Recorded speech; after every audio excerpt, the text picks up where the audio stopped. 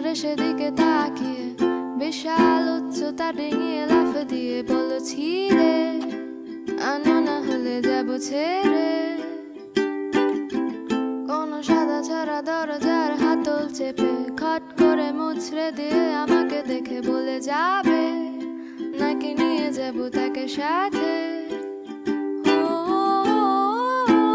খপ করে আমার হাতটা ধরে নিজের কাছে টেনে নিতে কি বাধা হয়ে দাঁড়িয়েছে। ও না দেখে শুনে কিছু জানিয়ে নিজে আড়ালে লুকালে আমাকে তুমি ডুবালে। আমি কার পিছে নিজের জন্য যাব কেটে।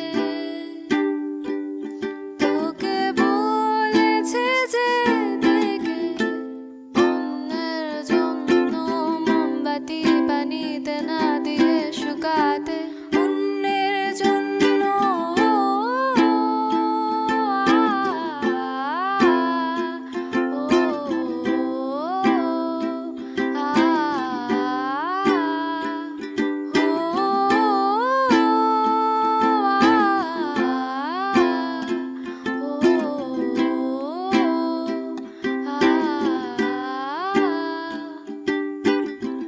ভুল করে তুমি একটা দেশলা হাতে চুলার আগুন তার কাছে যেতে গিয়ে গেলে পুড়ে, আমি না হলে জ্বলে যেতে।